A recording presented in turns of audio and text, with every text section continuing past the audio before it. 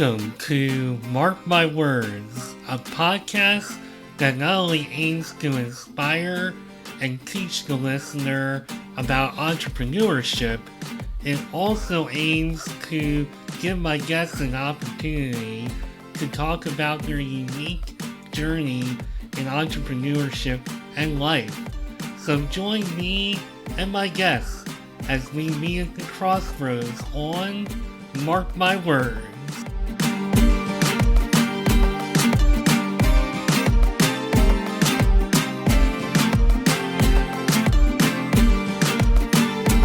Today's guest has led a really fascinating life. It seems like they've been all over the place. They really have some inspiring little nuggets to tell you. Really, he wants you to make the most of every opportunity. He's very much currently into helping businesses and whoever hopefully will listen, hopefully my audience, with innovation. And, he wants to capture entrepreneurial evolution and embrace the unlikely paths that lead to success. I feel like I had much cooler things to say beyond that, but this is Nick Jain, and he is the CEO of IdeaSource, and he is here on Mark My Words today. Harvard Business School grad, among many other things, poker player. He really has such a well-rounded life and story, and I can't wait to dive into it. Nick, welcome to Mark My Words. How you doing today? Mark, I'm doing great, and thank you so much for the impressive intro. I really appreciate it. You're welcome. I try to go off of some of the notes, just some of the things that you told me when you messaged me. I'm like, oh, he said such great things. And I'm like, did I botch this or not? I felt like I wanted to say more stuff than that. I'm very like anal about my intro. So, uh, I appreciate you giving me the the nod of confidence. So it's not really about me, it's about you. Welcome to the show. And we are going to talk about your journey. And really, what strikes me, and the way I usually try to start out, is you seem like mega mathematic, which is something I am not. And as time goes on, I almost feel like every other guest I have is like super good at math, which is something I never was. And triple major at Dartmouth, math, physics, economics. Were these things you were passionate about growing up? So, yeah, look, I could have told you when I was well, actually, not I could have told you. It's when I was 7 years old in second grade.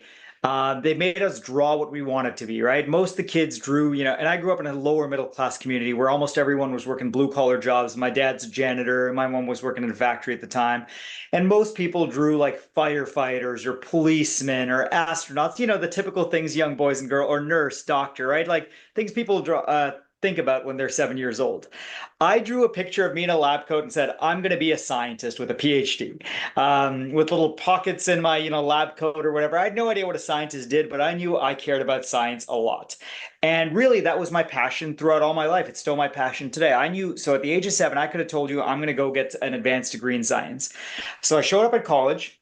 I was like, look, physics is what I'm passionate about. I want to understand how the hell the universe works, right?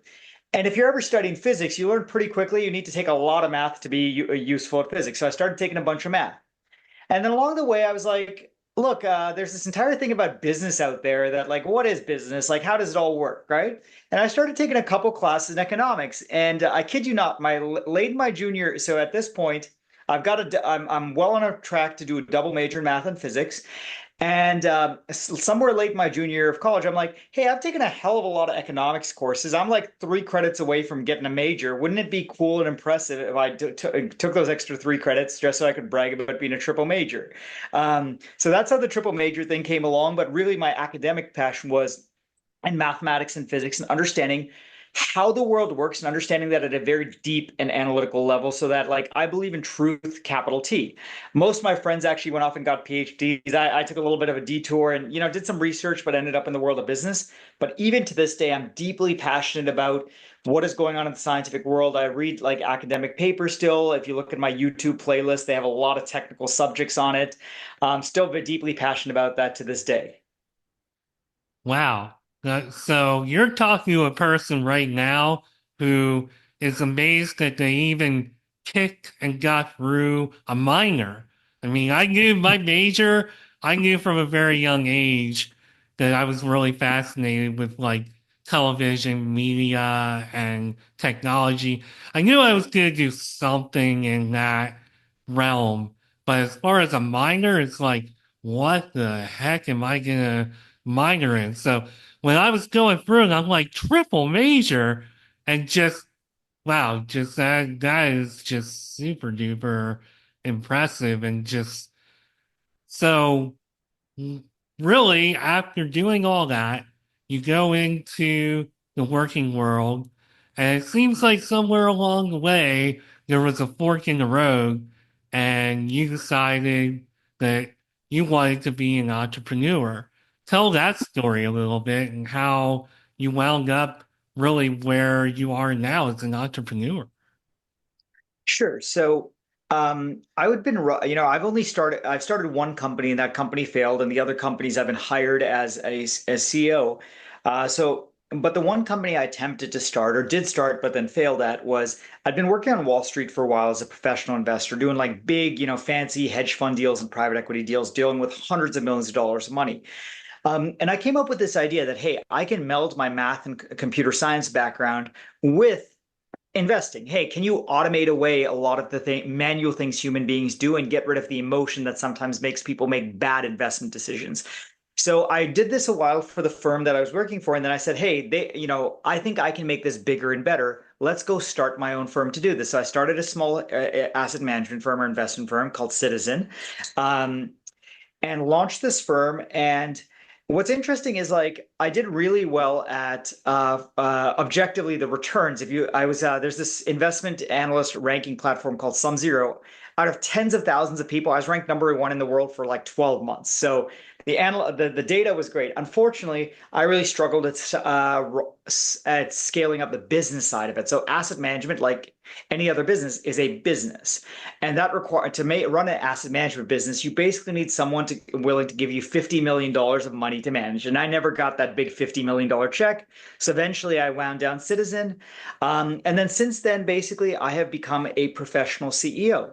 So either founders or private equity firms hire me to run companies that are ready for that next stage of growth and success. So either, founders are retiring or the company has reached the stage where they need professional management, someone who can institutionalize it. So far, I'm on my third company right now. I've run a $100 million revenue trucking company, a small $2 million men's shoe company, and now I have the pleasure of running IdeaScale, which you can see behind me, which is the largest innovation software company on the planet. Our customers are huge corporations and huge government agencies: Comcast, Pfizer, Doctors Without Borders, U.S. Post Office, the TSA, which are those guys in blue shirts at the airport. And it's such a cool opportunity, such a cool journey to be here with IdeaScale because we are going from a medium-sized or small organization to being a global billion-dollar organization, which is such an exciting journey to be a part of. So, what inspired you to start something like a trucking company and your other company? Well, What I got didn't start the trucking company to be clear. I was hired. So this trucking company was already there. It was $100 million of revenue, or it was like at that point, like $80 million of revenue. And a private equity firm who owned that brought me in as to co-lead the firm because they wanted somebody who really understood how businesses work and how they make money and how you can make operational improvements. Um, So the only firm that I've personally ever founded was this small hedge fund. The other firms, the trucking company, the shoe company, and IdeaScale, these companies were founded by other people, but they brought me in to help take the companies from, success to hyper success. Wow. Yeah, so knowing your journey, like I shouldn't say I know it like the back of my hand, but just reading everything up, I'm like, boy, he went from Harvard to a trucking company. Like, how do you do that? But I guess that's how you do that. Because for me, in my mind, the only way I would start a trucking company is like, look, have this idea, and I know you're a huge idea person, and I know that idea source, that is a big part. As far as I can tell, that is what they specialize in, is helping companies with innovation and ideas. Yeah. So sorry, by the way, the company's name is IdeaScale, not IdeaSource, Oh, just to get that right. oh gosh, no, I'm very sorry. I All good. can't. No Yeah. worries. Ugh. So, But yeah, like our business, as you said, is we help other companies come up with we're a software company. We have this software platform that helps organizations come up with great ideas, lots of great ideas, figure out which ideas are good versus which ideas are great versus which ideas are terrible. So like number one, we help you gather and collect ideas. Number two, we help you figure out which ideas are good versus bad, like the sifting process. And number three, we help you go from idea to reality, because that's an important part, right? Ideas are great, but at the end of the day, they have to come into the real world, whether that be new product, whether that be a new HR policy, whether that be a new way to serve your constituents. Ideas have to become reality, and we help you go through the entire journey from pre-idea to implementation. so one of my biggest gripes of just corporate America and my experiences with it is that you don't always, especially when you're a little bit lower on the chain, you don't really have an opportunity to really get in there and, you know, have the kind of impact. And maybe that's just coming from me being the kind of person I am, whether I'm on the bottom, I'm wanting to get my voice heard and wanting to make an impact, or if I'm up a little higher, I want to make sure those that are working hard in the trenches get heard. So, where do you come in as far as that struggle and that situation? Sure. So that's exactly the problem that our software solves, right? So more and more large organizations are realizing that, look, there's so many degrees of separation between the CEO and the frontline workers, or the CEO and his or her customers, that good ideas never make it to the top where they can actually be done. In fact, the only ideas that ever even get heard, much less implemented, are the ideas of the 8 or 9 people who sit, near the CEO or have C-level titles or senior titles. And good, well-run organizations are increasingly realizing that's a bad way to do things. Like, frontline workers or junior workers or people on the other, part of your team or your customer sitting in a different country actually have great ideas. Like the McDonald's customer sitting in China may have some great ideas that McDonald's CEO in Chicago should listen to. So our software, what it really does is it turns your organization to an idea meritocracy or an idea democracy, where everyone puts their ideas in the same pool, right? So you're submitting your ideas. Think of it like TikTok, right? Instead of submitting funny dance videos or funny cat videos, everyone is submitting their ideas into an open software platform that those ideas can be seen by everyone. Everyone can upvote, downvote, comment on each other's ideas. And just like a social media platform, some ideas are really good and they go viral. Like I think the number one ranked video on TikTok last week was a dance video from someone in Thailand, right? That's someone on the other side of the world who, could be rich, could be poor, could be male, female, no one cares, but it just is a cool dance video. Um, and our software does that for ideas. So the best idea could come from a very unlikely, a very junior source, someone who maybe not confident or may speak broken English or may sit on another side of the world. And all of a sudden their idea can go viral and become the top ranked idea. And that's what the CEO will see or the executives will see. And that's what turns into reality. And again, to the point that you raised, the pain point that folks lower on the totem pole or who are out in further concentric circles from the CEO, their ideas just never get heard or done. We solved that problem pretty easily and pretty well, and we've been doing it for a long time now, so we're good at it. It really sounds like that would even out the playing field quite a bit. to just have your software in there to, have no matter who you are, whether you're, the janitor or the, CEO, that you can put in an idea and it'll get heard because I'm all about being heard, and I've had a life where I've kind of felt like not always being heard, or at least I feel like I'm not. So something like that, I feel like is really great to at least get the conversation going and to get people to maybe think of something that they otherwise may not have even listened to. So I think that's great. Yeah, no, look, the good news is about our software, it solves that problem really well. The more difficult challenge is a lot of organizations have to be comfortable with that attitude because once you democratize ideas, it requires more humbleness on the side of the executive team, where sometimes the executive's ideas are not the best ideas, and that's easy to implement from a technological point of view, and we solve that really well. But at the same time, the executives now need to be comfortable that, hey, sometimes their ideas are going to be less heard and they lose a little bit of power. But that's okay in a well run organization because in a well run organization, what you care about is the success of the organization, about the best ideas moving forward, not the executives' egos. And so a lot of good executives are thinking about the company's or organization's success, not their own personal egos. And that often separates the great corporations or the great organizations from the good organizations, where the CEO's ego is secondary to the success of the organization, not primary.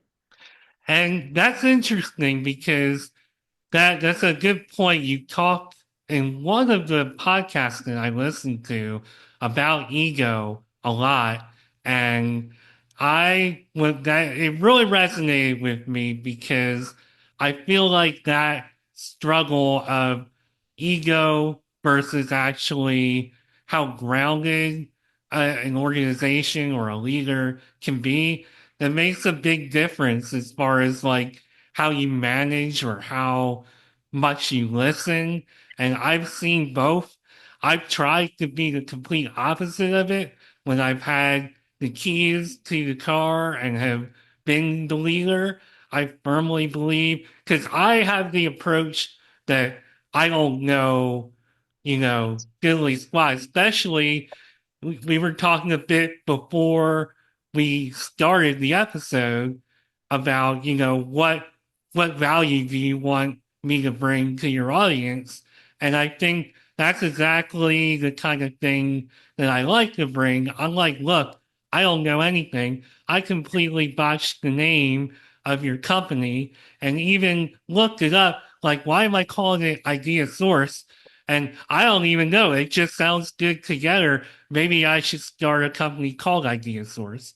But getting back to IdeaScale, uh, I really want to get some of your point of view on ego versus non-ego, because I thought, not to copy off the other show, but I thought that was great. I'm glad you mentioned that. Yeah, look, by the time someone gets to be, a C-level executive, they get a sense of like, hey, I'm really good. I deserve to be here. It's a sense of entitlement for most people, not all, right? That hey, I'm CEO because I'm the greatest thing since sliced bread. That may or may not be true, right? Like Elon Musk may be the greatest thing since sliced bread, but that's irrelevant, right? No matter how smart you are, there's a fundamental thing that a lot of executives miss, that no matter how smart or how talented or how hardworking they themselves are. And again, they could be the greatest thing since sliced bread. They are not better than the sum total of everyone else in the organization. No matter how good you are as an individual, you're not smarter than 10,000 people combined, or the knowledge in 10,000 people combined. You're not going to be able to outwork 10,000 people combined, no matter how many hundreds of hours a month you work.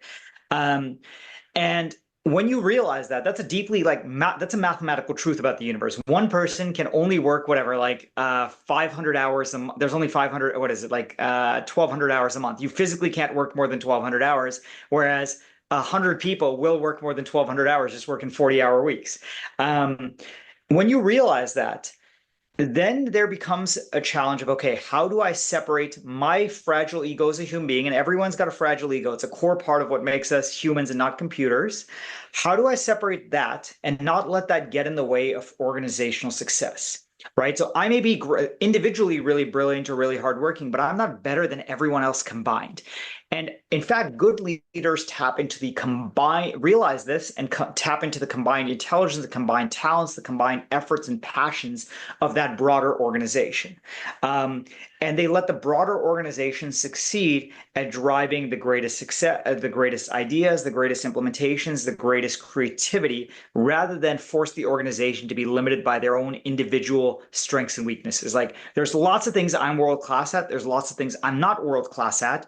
And at IdeaScale, I make sure on the areas that I'm not world class at, not to get in the way of my team from doing it. Right? I don't, get involved in design decisions for artwork because I suck at that. Whereas there's other things I, get very, very involved in, such as digital analytics, because again, I'm very good at math, so I get very involved in that stuff. But IdeaScale, I think, is a well-run organization because we try, and this is not just true of me, it's true of most of the senior leaders here, that we try not to let our individual strengths and weaknesses limit the broader strengths and weaknesses of the organization. We let all our strengths add up and our weaknesses be complemented out by other strengths. Yeah, I mean, you have to work on your strengths. And I think when you're starting a business, or even if you're not starting a business and you're just stepping into that leadership role, you have to know what your strengths are and what is like, okay, I have to delegate this because I, for one, know that just whether it's my day-to-day job or running this podcast, there are certain things that I know that I just am not good at. And in that case, either I have to go to a source where I can find out the answer, or we'll have to delegate it. And I know as a manager, there were times where I'm like, okay, this is not in my wheelhouse, but I know so and so can do it better. And that you have to put your ego to the side sometimes in order to have greater success. And that's just my opinion, but I realize not everybody can do that. It's very hard.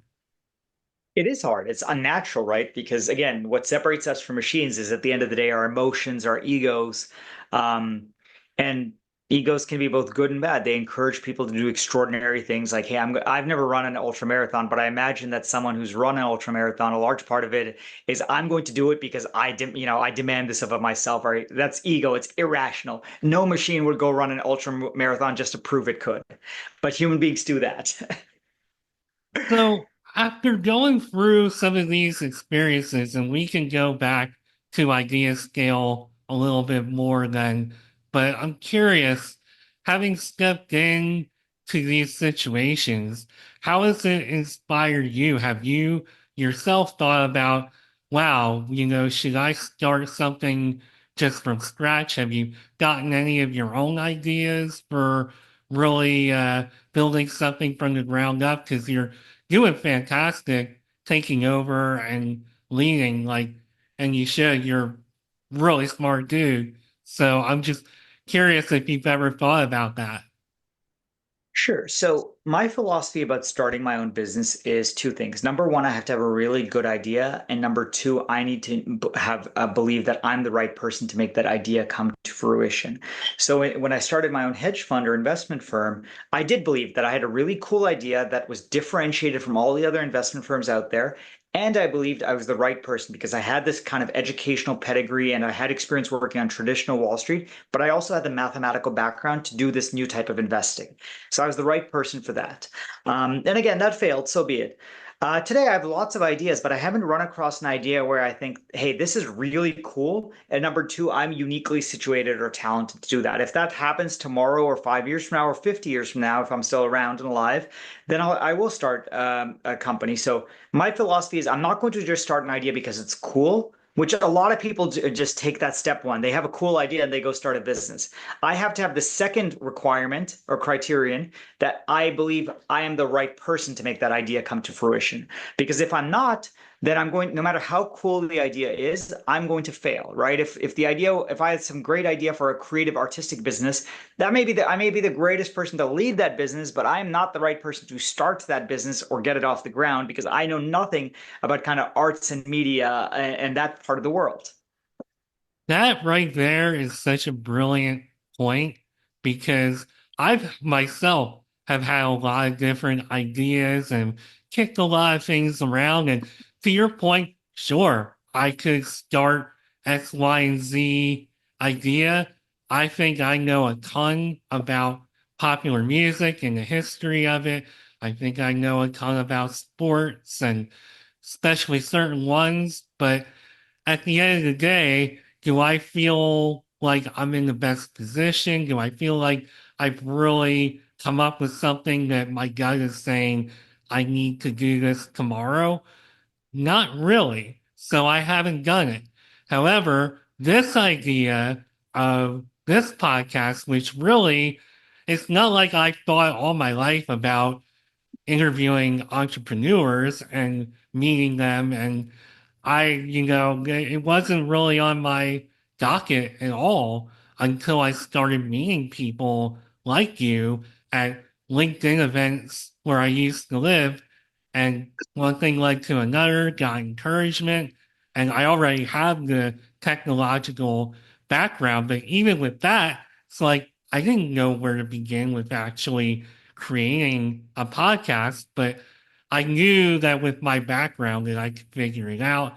And one thing led to another, and now we're here. So sometimes the idea, you just gotta really feel it in your gut and it's gotta be the right thing. It can't just be anything because I'm 5 years into this, 100-ish episodes, and I don't think that that would happen if, you know, this wasn't a good idea or I wasn't feeling right about the direction it was going in. So, it takes more than just, I have an idea and boom. And I loved your answer there. And another thing that I am willing to do on this show is to ask a question or get involved in something where I actually, feel like I was maybe wrong to even ask the question because you just brought up an amazing point. So I really appreciated your answer. Thanks. And I just really wanted to find out because one thing I like to ask is, all these forward thinking people, what's the next step? It's like Andy Bernard, if you watch The Office, carpenter who builds stairs, and you're always thinking of the next step. And I know I'm always thinking kind of the next step. I don't know if I'm executing it, but I'm thinking of it. So I love getting into everybody's mind and just seeing what they're thinking.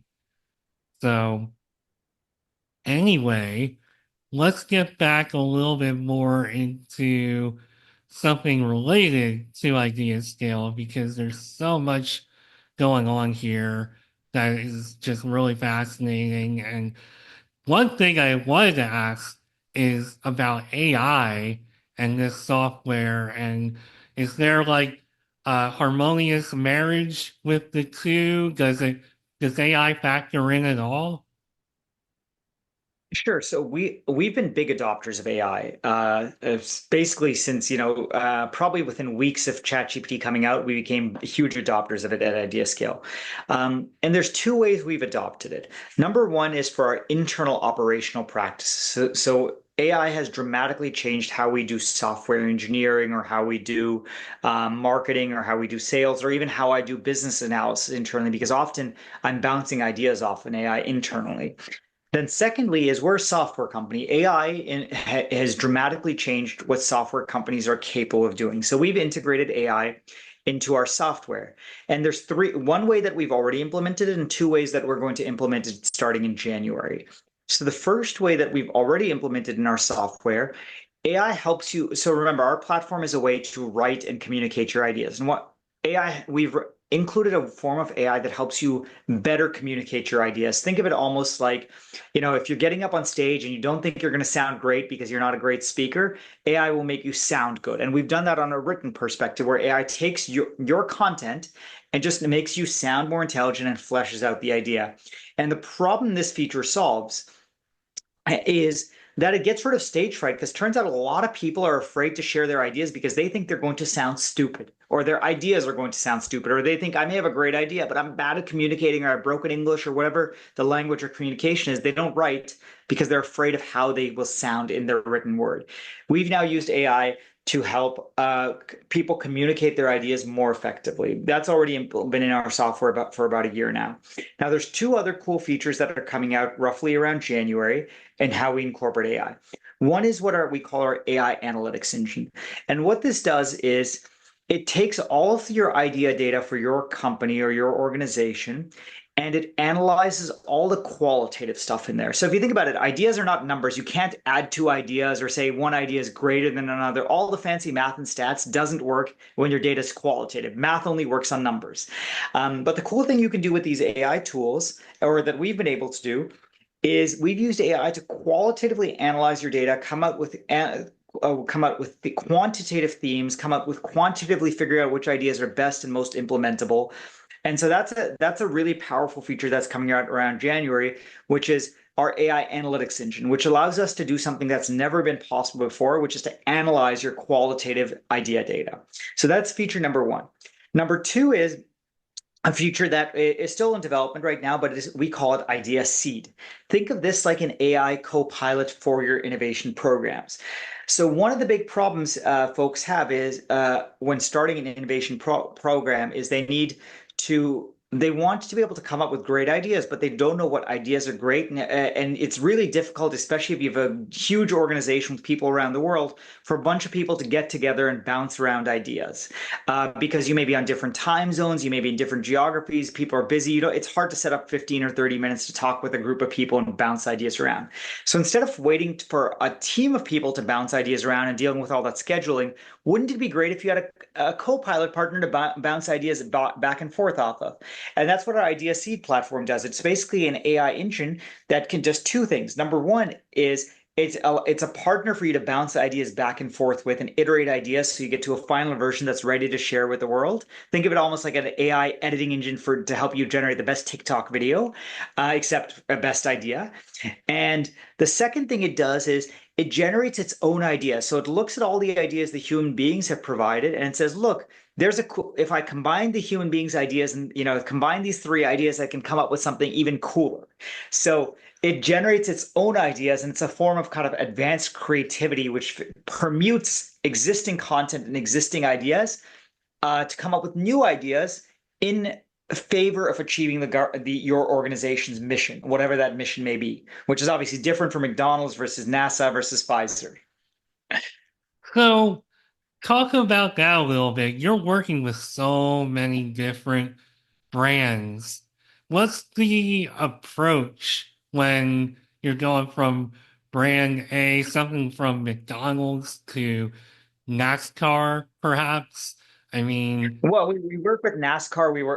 We no longer work with NASA, but we used to work with NASA, Pfizer, Comcast, U.S. Post Office, U.S. Coast Guard, you name it. Not just American organizations, global organizations. We work with one of the biggest soda distributors in Asia. We work with one of the health systems of Europe, major trucking company. You name it, we're involved in some way, shape, or form. Generally, we're best in class at what we do.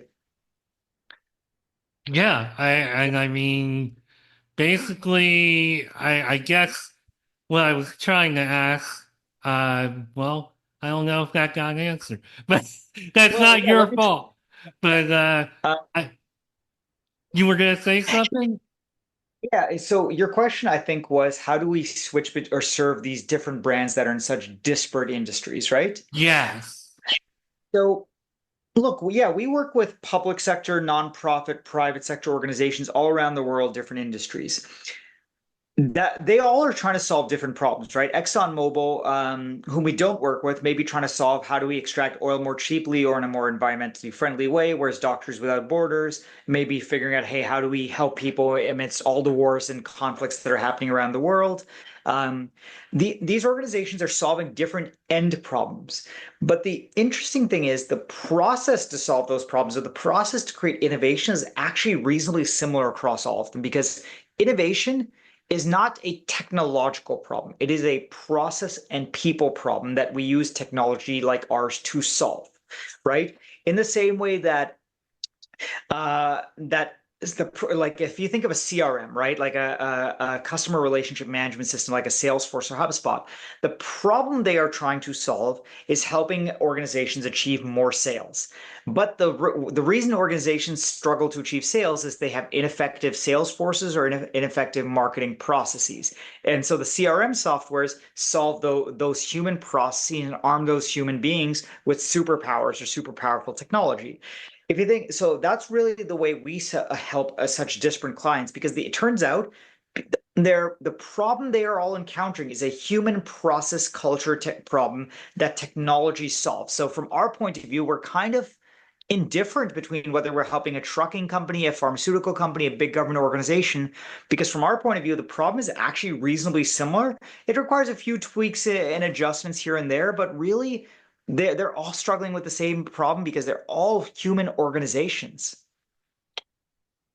So, how do you build an innovation culture? What role do you play as far as actually building that culture for others? Sure. So I think having a good innovation, let's start with an innovation program that is successfully helps you achieve whatever your innovation goals are. You need three things for that. Number one, it's a three-legged stool that I like to call it. And if any one of the legs fall over, you're screwed. The three legs are you need the right people, you need the right incentive structure slash culture, and you need the right technology. And this is analogous to like somebody wanted to get in shape, right? Number one, if you have a person who doesn't want to get in shape, you're not going to, you're not going to succeed. Number two, you need them to have the right incentives, right? An incentive might be, hey, I'm only allowed to have my Twix candy bar if I work out for an hour, and that's my approach to force myself. If I want chocolate, I got to work out for half an hour a day. And then finally, you need the right technology, right? If someone wants to get in shape and they don't have runners, they don't have shorts, and they don't have access to a gym, it's really hard to get in shape. So for the way we do that from a technological perspective is usually when our customers come to us, they've said, okay, we want to be more innovative. And we help them in three ways. We give them a little bit of advice on the people side, like how do you hire and manage the right sets of people to be innovative. We give them best practices and a little bit of consulting guidance on the culture part. But where we are and generally those are not our strengths or what we're best in class at. We're good at it, but we often refer to if they need a full size consulting firm, we often refer them to a variety of consulting firms that are best in class at the people and incentives part of that. We can get you started, but that's not where we are world class. We're world class at is we are the technology and tools provider. So we're like, think of it like Nike. We provide you the best shoes to be a great runner or great athlete. Well, our software, what it does is once you have the right people and the right culture in place, we have this technology that lets you be 100 times more effective in your innovation process. And one of the benefits of being 100 times more effective is innovation is a virtuous cycle. If people realize your organization is being more innovative, they're more likely to want to participate in that innovation. And then all of a sudden you get this nice virtuous cycle. And that's really where good technologies happen, right? In the same way that, again, going to the gym analogy, if you go to the gym and you realize very quickly you're getting gains, you're going to work out more because that is a positive reinforcement cycle and you get more excited about that every day. Our technology does that, except for innovation cultures and organizations. So, why does innovation matter? What kind of impact does innovation have? Sure. So I'll give two kind of a snarky answers, I'd say. Number one is if you're not innovating, you're dying. All right. And that's number one. And number two, if you're not innovating, it's you got to be paranoid. Remember, your customers are, or sorry, your competitors are innovating and they're going to eat your lunch, if not today, like 5 or 10 years from now. And we're seeing that in Intel, for example. For a long time, Intel was the semiconductor company, right? Intel Inside was a phrase that we all grew up with. But today, Intel is being absolutely decimated, unfortunately, by AMD, NVIDIA, TSMC, all these competitors that were second tier competitors for decades. Right. Except maybe TSMC. That's been a first tier competitor for at least 15 years now. But everybody else was second tier. And now they've overtaken Intel, and Intel's had to make some really difficult decisions because they weren't innovative. Um, so that's the reason you have to innovate, because eventually, if you're not innovating, you become outcompeted and irrelevant, and that is really bad for your organization. Whether you're a nonprofit trying to serve constituents and give them great meals or alleviate poverty, or whether you're a private sector organization trying to create jobs and new technologies, if you're not innovating, you become irrelevant so quickly. So, what kind of advice would you give to somebody listening right now who might be feeling stuck or maybe afraid or hesitant to grow or innovate or to restructure? What would you say to them? Sure. So I'll give two or three pieces of advice. The first is you have to be hungry, right? If you're not, again, if you're not innovating, you're dying. Your competitors are going to eat your lunch. You have to be paranoid and hungry. If you're not, you're on your way to kind of disaster over the long run. So be paranoid, be hungry. You got to innovate, or you're slowly dying. Um, Number two is the beautiful thing is innovation is not just some random thing that magically happens with freak geniuses sitting in a cold, dark room by themselves and having a eureka moment. That's how people think innovation, creativity happens. That's not actually how it does. There's right ways to do innovation. Go Google or ask ChatGPT or Gemini, what are the best practices for innovation? This is a scientific problem that people have solved, right? In the same way that there's a right way to go to the gym and get the maximum gains, from your work, from your running or from your lifting, there's a right process. There's a right process for innovation. And number three, go get the right tools that will make you super effective at innovation, right? So for example, our software is completely free for teams less than 100 people. So even if you're at $1 billion organization, our software is free as long as your team is less than 100 people. And even again, setting aside our software, there's a whole bunch of these software tools that are free or nearly free and will just allow you to be so much better at what you do. And from an innovation point of view, go get one of them. Like go get one of the free ones, whether it be us or somebody else, because they will just make it so much easier and more fun for you to become innovative. And that's a core part. Innovation needs to be a virtuous self-reinforcing cycle, both at an individual level and at an organizational level, because if it's not fun, people stop doing it pretty quickly. And that's important too. You gotta be having fun. You can be, the smartest person in the world. You can have the greatest ideas, but you also have to enjoy what you're doing. You gotta be having some kind of fun. So if this show wasn't fun, I mean, I sure as hell wouldn't be doing it. But it is fun, even when I get the name of the person's company wrong.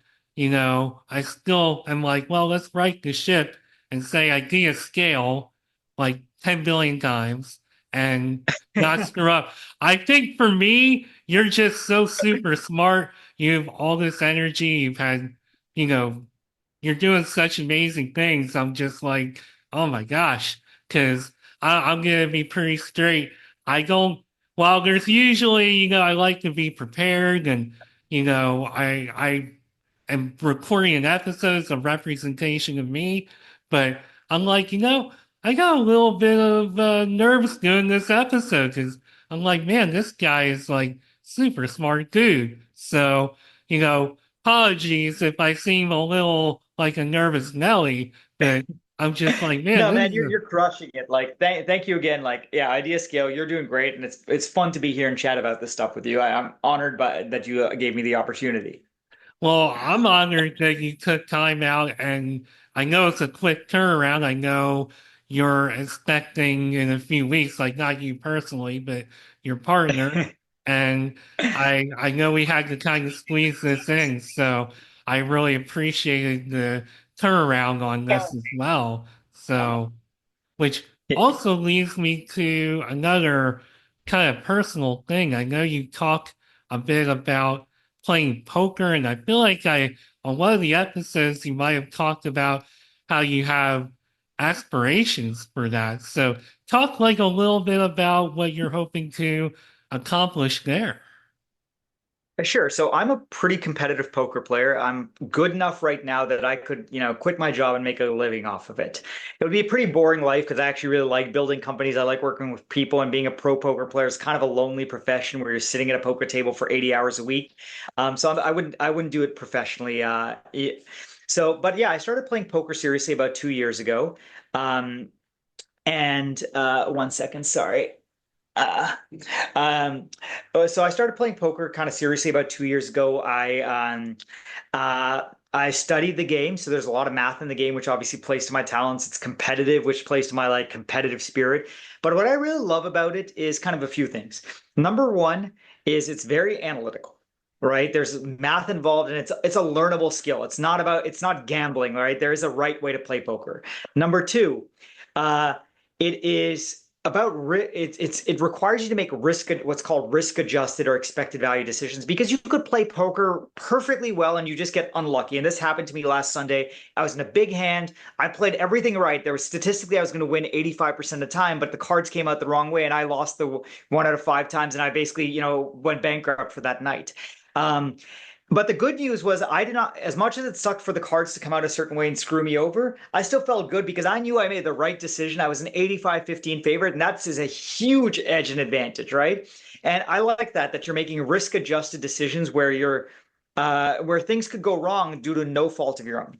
And then finally, what I love about poker is if you're playing right, it allows you to multitask, because turns out in poker, you should only be playing about 5 to 10% of hands.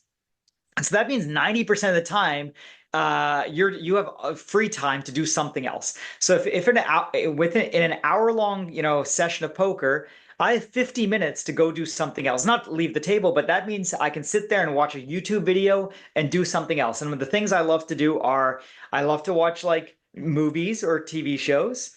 Um, I love to take academic courses. So I've over the past like 2 months while playing poker, I've done something like 6 Coursera courses in algorithms, uh, databases, machine learning, prompt engineering, you name it. I've done like literally 6 courses, literally while sitting at a poker table, or listening to like podcasts about literature. So I'm getting smarter because I'm able to do something else, because poker is kind of a passive game at many times. So, as I listen to you talk, not just now, but through this whole episode, I'm really taken by your energy and your drive with everything, even taking courses, which I would never do unless my company was like, hey, we need you to take this course because you have to. I mean, I guess that's not entirely true. It's mostly true, but not entirely true. But between reading some of the things that you have to say on like your LinkedIn profile, the notes that you gave me on Potmatch, and I'm really like stricken and in awe of like the energy and the drive, because I think I have a lot of drive and passion until I meet somebody like you where, if you can even answer, I don't even know. Because if somebody asked me this question, I'm not entirely sure I would know how to answer it.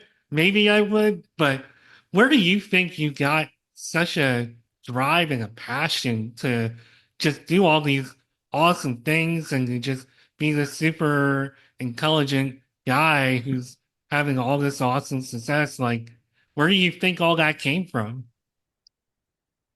So I think it comes from two areas. Number one, I come from an immigrant family, right? So hard work it's the classic immigrant story. My parents showed up to Canada from India in the 1980s, shirts on their backs, literally, $5 in their pocket, classic immigrant story. And they struggled for probably until I was around 14 or 15. It wasn't a very stable life. And when you see kind of that immigrant mentality of just hard work and grinding through life, that is instilled. I just work hard because that's all I'm used to. I saw that's what my parents did. My father, for example, he would work night shift as a janitor, would come back at 2 or 3 in the morning, wake up at 6 to make breakfast for me, take us to school at 7, fall asleep for another 3 or 4 hours, or do some household chores, pick us up at school, and then it's my mother, and then my mother would do the opposite of that. And so I'm just used to like long hours it's just a habit. It's all I know. That's number one. But number two, at a personal level, if you notice, everything I've talked about is something that I love doing. Very few that I'm not devoting time to, playing football. If I'm not super excited about football. Um, I don't watch a lot of like, sitcoms, for example. I'll watch like, if you see behind me, there's a giant Gundam robot. That's one of my favorite TV shows. So I'll watch that, but I'm not watching, Grey's Anatomy. So one of the reasons I have such a high level of energy is because I'm pursuing things that I'm passionate. I really like playing poker. I really like taking academic course. I really like running a company. That's why I'm working like 80 or 100 hours a week at IdeaScale because I love what I'm doing. And that's an easy solution, right? Like if you like what you do, you're going to do it a lot. And Work is my vice. I like doing it. It gives me so much joy and pleasure. those two reasons right there, I completely 110% relate. I almost feel like, obviously I'm not from an immigrant family, although you might have to go back quite a few generations with that. We, But we all immigrated at some point from we all somewhere. immigrated at some point, but I know for me, just being born with some of the obstacles that I was born with, I think that's what's really driven me my whole life and continues to drive me.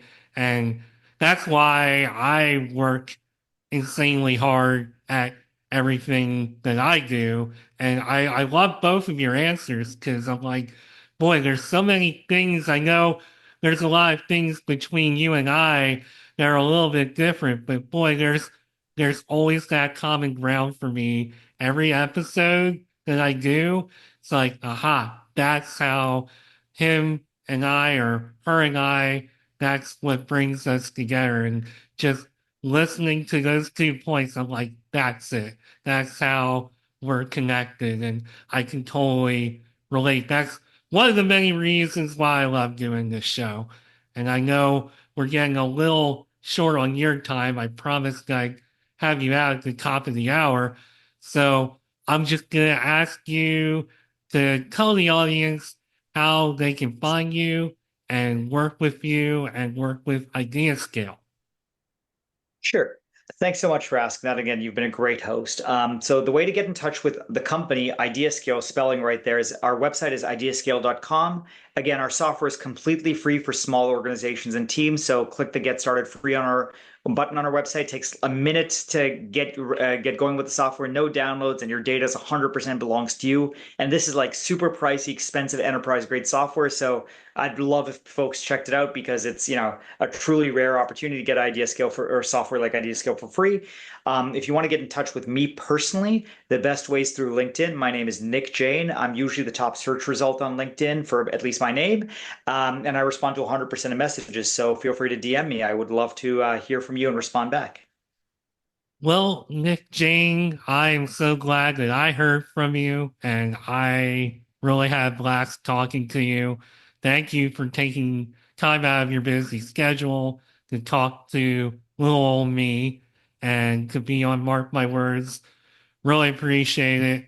This was a fantastic opportunity, and I know whether it's poker, idea scale, or whatever else comes your way, you're gonna do great things, and you'll continue to do great things. Not even you will, you are now. So thanks again for being on the show. Appreciate it. Thank you, Mark. It's been an honor to be here. I appreciate it. All righty, that's it for now. I'll see you soon on Mark My Words. Bye.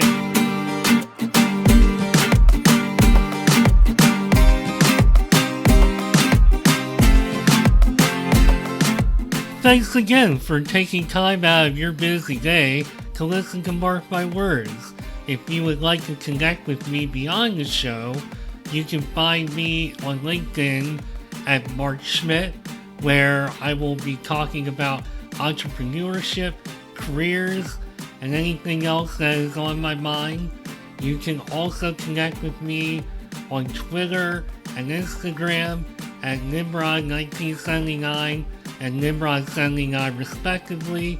This podcast also has a page on Instagram at Mark My Words. And finally, if you want to leave me a voicemail or check out what I'm up to with the podcast, come find me at podpage.com/mark-my-words. Thanks again for listening, and I'll be back with a new episode soon. Bye for now.